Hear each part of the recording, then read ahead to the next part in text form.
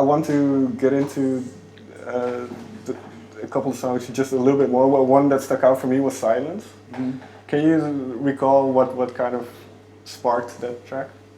Well, I mean, the song is about, obviously making love with somebody, and then that moment of silence after you finish lovemaking with whoever you're with, and you spark that cigarette or that blunt or whatever, and then there's silence where neither one of you are saying anything, you're just staring at the ceiling or staring off into space. And I wanted to write a song about that feeling in that moment, and that's what the silence, so to speak, is. You know what I mean? It's that silence, it's that moment where, who knows what either one of you are thinking, or what just happened or whatever. But it's just that silence in that moment when you spark that blunt. So. And with this particular song, did you have the lyrics first, or was the music there first? No, the music was there. I think we had a couple. I think we had the idea of the silence kind of was there, like in the melody. But then the rest of it kind of came. Well, because I'm thinking, Dante, do you think about those type of concepts when you're kind of composing? With that particular song, I'm trying to recall. So, we were with, I was with my friend Baluki, and he actually played the keyboard lick on a guitar, but that like transfers it to MIDI. So basically, like, it translated what he was playing on guitar into MIDI, and we came up with this cool little thing. Then Drew came in, did his thing, but it was all natural. It wasn't too thought out. You know what I'm saying? It was just. I think that's how most of the songs come, is from like experimenting more so than anything else. You know what I'm saying? Yeah, because it's that part of that creative freedom and the fact that you don't limit yourself in a way that anything can come out, and it's more trial and error type. Yeah, of course. I mean, that's usually what it is. It's like I try not to create with like intention, because then it's like you're already it's like you see the finish line before you can even get the race. You know what I'm saying? You gotta like experience the journey and kind of let it take you where it's gonna take you. So because you said a lot of the songs you had for quite a while, so when did you feel like, okay, now we have maybe enough to form an album? Got back from the tour, the party tour? Yeah. No, the Bryson. The Bryson tour. Got back from the Bryson tour, and we sat back and just kind of looked at what we had. And I remember Dante coming up to me, he's like, we're basically almost have everything, or where you're like 2/3, 3/4 of the way there. And I sat back and I was like, oh wow, like, I was like, we almost are there all the way. So like we started putting the finishing touches on things, and then U-Rite was the last song that came, like the last full song that came. We were about to be done, and that song just kind of came in last minute. And then once that song came in, we were like, yeah, I think that was the little final piece or whatever. Wrapped it up. And once you have these songs, do you look for a certain cohesiveness or once you're kind of halfway through, or you have maybe 6, 7 songs, do you think about, well, this fits with that, or is it still as open as you can have? As we create the songs and as we make the songs, I think with each one we know when it's something special, and we know when it's something that we can use. Mm-hmm. But I think I guess the way if I were to say the sequencing and everything like that, it's just listening to it over and over and over again. I mean, which is indulgent, but at the same time, it's like, all right, this fits here, this fits there. All right, you don't want to. I wanted it to feel like a ride that you didn't have to skip, like there was anything jarring about it. You know what I'm saying? So that's where the sequence of everything is, and I think too, like when we got to the point where we were finished, we're just like, okay, it's like a completed thought. You know what I'm saying? Like, here's everything that we're trying to say. We said it, and here it is for the world. You know what I'm saying? That's very interesting, because obviously we live in the age of social media and Spotify and streaming services where maybe the times of a full album and then kind of cohesiveness or story narrative in it is no longer there. So why do you think that's still important? I think it's important because, first of all, it's a skill in and of itself to be able to do that. And I think a lot of times we're in the age right now, especially in urban music, where people are knocking out 7, 8 songs in one session, and all of them end up on their album. Mm-hmm. You know what I mean? And you end up talking about the same thing over and over and over again. Especially if you do it all in one session. And I think being able to tell a story from beginning to finish, you should be able to listen to the album, press play, and be taken on a journey. You know what I mean? You shouldn't have to skip. Okay, I want to skip to the 9th song now. Let me go back to the 3rd one. Let me go to the 10th one. I want to be able to listen to the whole thing without having to skip it. And being able to tell a story from start to finish allows you to be able to listen to the whole thing from start to finish also. So and then you mentioned that you don't really think about what you want out of the album, but a song like Say When, was that an important song for you to have on the album? Yeah, definitely. I think that even when we just started the idea, like we kind of felt like it had like that Rage Against the Machine type of feel to it. And I mean, there's just so much going on in the world today, and there's so much information too that's available about what's going on. And I think that it was really easy for us to kind of channel that into like a song that we're like, all right, well, here's our take. You know what I'm saying? So yeah, that song came together. I want to actually say that we started. It was kind of political, and it went a little different. And they were like, no, let's just bring it back to what we had to say, and then the lyrics just came really quick.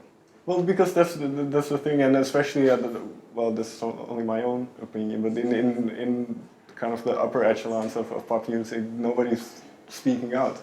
So that definitely was important for you to kind of make your stand. And I'm not sure if you said it or you said it, but I'm more Malcolm than Martin. Oh yeah, that was me. But it was important for you to kind of take a stand.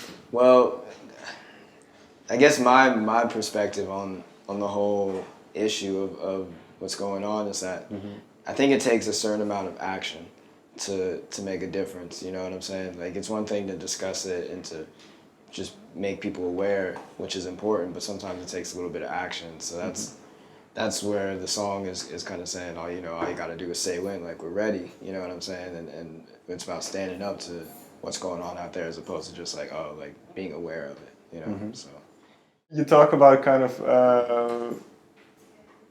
this element of the creative freedom.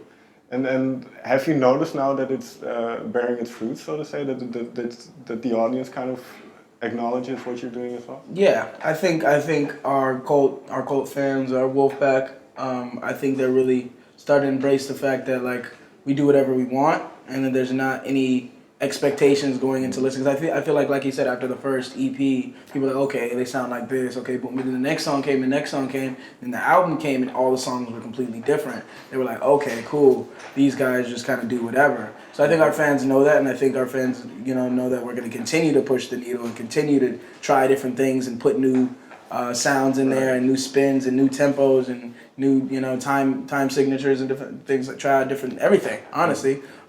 We still haven't done any features yet. Maybe one day we throw somebody on there. Maybe we keep it to ourselves. But I think it's a toss-up every time you turn the music on. Yeah, I'll say, you know, for me, obviously we're doing this artist project, but I'm a producer first and foremost. Right. So one of the best feelings for me is when I have all these other producers that hit me, whether it be on social media or in person or whatever, and say that I inspire them. You know what I'm saying? I inspire them to do something different, that they're glad that we're doing what we're doing. Because that's always something that when I was coming up, I looked up to producers that I just thought they made tight beats. You know what I'm saying? And with it being so easy to really, you know, do hip hop production now just through technology and stuff, I think it's dope that I'm still able to kind of like maintain a voice that's separate from everybody else. And you know, I think it's just that ultimate validation to have like fellow creatives and fellow creators think that like your stuff is good. Well, finally then, because you mentioned kind of the what you get out of it yourself, and then I wrote a quote down that you have high aspirations in regards to the impact we could make culturally and socially. So what is where do you see yourself going? Well, what is success to you? I think success to us is if we can cultivate a fan base full of people that take chances, take risks, in whatever line of work that they may do, whether it be other musicians and producers, or whether it be, you know, painters, or whether it be, you know, I just want to cultivate a community of people that embrace individuality, you know what I mean, in any aspect of life. Because me and Dante we're outsiders from the beginning. Growing up, we've always been outsiders, and we've always been looked at as different, and we've we've been almost, at least I have been afraid of being different for some reason because I was always ostracized because of that. You know what I mean? So now that I have the platform to be able to be that different person along with somebody else that's the same, I can now cultivate a community of people that believe in the same thing, all through music, and that's beautiful. Very last question then, what is one of the best reactions you had from a fan who kind of felt the same way? I had a couple we've had a couple fans that and when we do the meet and greet after the show, and they tell me their story, or there'll be people that'll come on DM and they'll tell the story about being bullied at school, which is how it was with me, being bullied at school and everybody making fun of them, teasing them, and they're depressed, and that a song that they listen to or going to my concert, our concert, allowed them to break free of those troubles and depression that they had, and embrace being themselves and let it be okay, and it changed their life, so to speak. And that's amazing when I hear something like that. Yeah, there's been so many different people from the top all the way down to just fans or whatever, that have said great things about our music. And like you said, I can remember one kid that did come up to me and said, like, man, whenever I first heard Motley Crue, like, it really, like, it changed my life, man. And he's like, I'm not just saying that, like, as just lighthearted, like, I'm really saying, like, I've never heard anything like that, and just, like, the emotion that you guys had in that song, and I just really took a step back, and I was like, yo, like, it's tight that our music is having that impact on people. The same way music had an impact on me, because sometimes it's like, when you're writing or producing and you're doing it so much, it's like, music isn't a product to me, but it eventually becomes like a product. But you forget that people live to what you're creating, and they live to the music that you're making. So I think that's something that's really, really powerful to me, is to see like it impacting lives and people living with our music. I think that's a good ending. Guys, thank you very much for your time. Thank you for having us. Thanks, brother. Thank you.